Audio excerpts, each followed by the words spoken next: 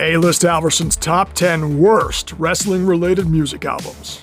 You probably didn't even know half of these exist, because they shouldn't. Honorable mentions. Walk with Elias.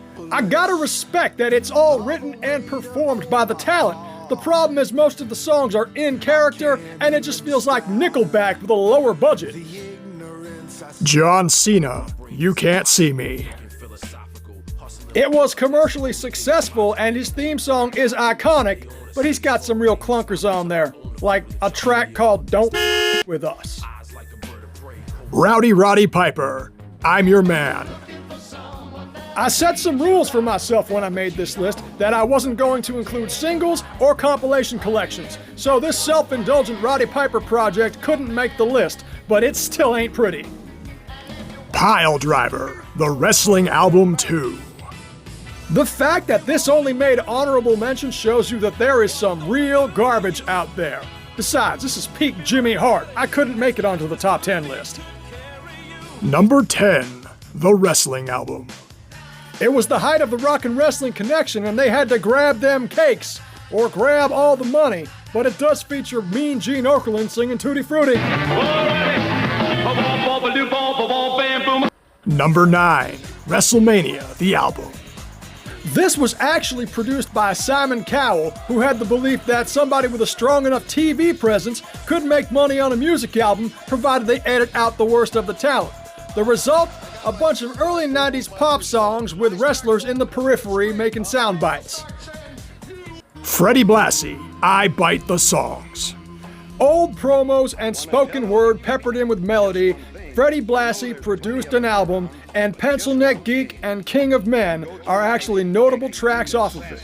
It wasn't any good, though. Randy Savage, Be a Man. What do rappers do when they have beef? They write diss tracks. What did Macho Man Randy Savage do? He wrote an album about how he doesn't like Hulk Hogan. Yeah, it's epic. Michael Hayes, Off the Streets. Freebird Fantasia knew no limits in the 80s, and Michael Hayes thought he could do no wrong with this hard southern rock album. The worst part about these songs, listening to it, you really hear that he thinks he's doing a good job. He ain't. Hulk Hogan's Wrestling Boot Band, Hulk Rules. According to Hulk Hogan's autobiography, he, Jimmy Hart, and J.J. Maguire wrote all these songs overnight. I don't doubt it one bit, and I don't want to be a Hulkamaniac. Hulk Hogan, Itch Band. Ichiban, Hogan-san, #1, champion! Those are actually words to the hit single. It's early 80s and somebody figured out that a big, muscle-headed white guy wrestler can make money with an album because Hulk Hogan actually knows music. I can't believe I listened to any of this, but it's out there.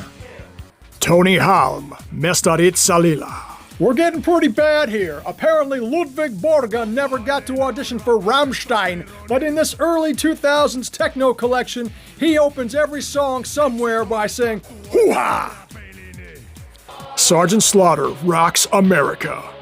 I found out this was a thing over the weekend, and it inspired me to make this entire list. It is 40 minutes of bad 80s soft rock with a patriotic theme, and a nice cover of Neil Diamond's America to ice the cake.